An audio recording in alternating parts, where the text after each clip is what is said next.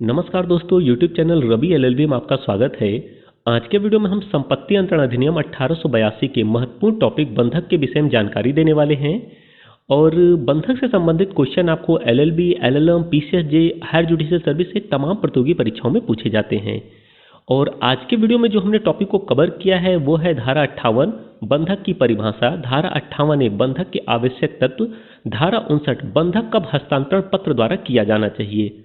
तो वीडियो को अंत तक देखिए और यदि अभी तक आपने हमारे चैनल को सब्सक्राइब नहीं किया है तो चैनल को सब्सक्राइब कर लीजिए और बेल नोटिफिकेशन को प्रेस कर लीजिए। और यदि वीडियो पसंद आता है तो लाइक कीजिए, शेयर कीजिए। तो आइए शुरू करते हैं। धारा 58 बंधक की परिभाषा एवं अर्थ। धारा 58 के अनुसार किसी विशिष्ट अचल संपत्ति में किसी हित का वह अंतरण जो उधार के तौर पर दिए जाने वाले या दिए गए धन के भुगतान को या वर्तमान या भविष्य में दिए जाने वाले ऋण के भुगतान को या ऐसे वचनबद्ध का पालन जिसमें धन संबंधी दायित्व की उत्पत्ति हो सके, ऐसे धन को सुरक्षित करने के उद्देश्य से किया गया संपत्ति का अंतरण बंधक कहा जाता है। अर्थात बंधक किसी विशिष्ट अचल संपत्ति के हितों का अग्रिम भुगतान पाने के उद्देश्य से किया गया अंतरण बंधक कहलाता है। उपरोक्त परिभाषा से स्पष्ट होता है कि बंधक उस स्थिति में उत्पन्न होता है जब किसी अचल संपत्ति के हित का अंतरण किसी ऋण को प्राप्त करने के लिए जमानत के रूप में किया गया हो अथवा किसी अन्य दायित्व को पूरा करने के लिए उस हित का अंतरण किया जाए। अतः कहा जा सकता है कि बंधक में संपत्ति के हित का अंतरण कर्ज की प्रतिभूति के तौर पर होता है। इस प्रकार बंधक एक प्रकार की प्रतिभूति है जो कर्ज में दिए गए ऋण को सुरक्षा प्रदान करता है। धारा 58A बंधक के आवश्यक तत्व। अचल संपत्ति में किसी हित का अंतरण होना। प्रत्येक बंधक में किसी न किसी अचल संपत्ति में किसी हित का अंतरण होना अनिवार्य है। अचल संपत्ति में हित का अंतरण यहाँ बिल्कुल स्पष्ट है कि बंधक में हित का अंतरण होता है, स्वामित्व का नहीं। चल संपत्ति इसके क्षेत्र से बाहर है। कोई व्यक्ति अपना मकान बंधक रखता है तो इसका अर्थ है कि वह हित अंतरित करता है। कब्जा अंतरण हो सकता है या नहीं यह बंधक के प्रकार पर निर्भर करेगा। बंधक में स्वामित्व का अंतरण कभी नहीं होता है, अर्थात हित बंधक ग्रहीता के पास आ जाता है और स्वामित्व बंधक कर्ता के पास रहता है। अचल संपत्ति स्पष्ट एवं निश्चित होनी चाहिए। संपत्ति अंतरण अधिनियम में बंधक केवल अचल संपत्ति का ही संभव है।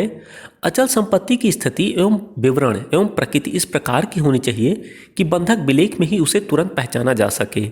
जैसे कि बंधक विलेख में अचल संपत्ति की पहचान किए जाने हेतु उसकी चौहद्दी तथा भूमि की गाटा संख्या, मकान नंबर लिखा होना चाहिए ताकि बंधक संपत्ति की पहचान आसानी से हो सके। प्रतिफल। बंधक के लिए प्रतिफल होना अति आवश्यक है। बिना प्रतिफल के बंधक शून्य होता है, अर्थात प्रतिफल विहीन बंधक का कोई अस्तित्व नहीं होता है। बंधक में प्रतिफल निम्नलिखित में से किसी भी प्रकार का हो सकता है। कर्ज के रूप में दिया गया या दिया जाने वाला धन, वर्तमान या भावी कर्ज, अन्य किसी दायित्व का पालन जिसमें धन संबंधी दायित्व उत्पन्न हो। बंधक धन। बंधक के प्रतिफल को बंधक धन कहा जाता है। यह वह राशि होती है जिसे उधार लिया गया होता है और जिसकी अदायगी के लिए ही संपत्ति को प्रतिभूति के रूप में रखा जाता है। बंधक धन में मूलधन व ब्याज दोनों शामिल हैं, अतः भुगतान के समय उन्हें अलग नहीं किया जा सकता। बंधक विलेख। यदि बंधक धन लिखित प्रपत्र में है जिसके द्वारा बंधक के समय अंतरण किया जाता है, ऐसे प्रपत्र को बंधक विलेख के नाम से जाना जाता है। धारा 58 में अचल संपत्ति ही बंधक योग्य है। बंधक की गई संपत्ति की यदि कीमत 100 रुपये उससे अधिक हो तो बंधक विलेख की रजिस्ट्री अनिवार्य है। बंधक कर्ता एवं बंधकदार। प्रत्येक बंधक में दो पक्षों का होना आवश्यक है। एक पक्ष बंधक कर्ता एवं दूसरा बंधकदार के नाम से जाना जाता है। बंधक कर्ता वह व्यक्ति है जो कर्ज लेता है और कर्ज की वापसी की प्रतिभूति सिक्योरिटी के रूप में अपनी किसी अचल संपत्ति को बंधक के रूप में किसी हित का अंतरण करता है। बंधकदार वह व्यक्ति है जो कर्ज देता है और जिसके पक्ष में कर्ज की वापसी हेतु प्रतिभूति के रूप में संपत्ति बंधक के रूप में अंतरित रहती है। बंधक के पक्षकारों में संविदा करने के लिए सक्षम होना चाहिए।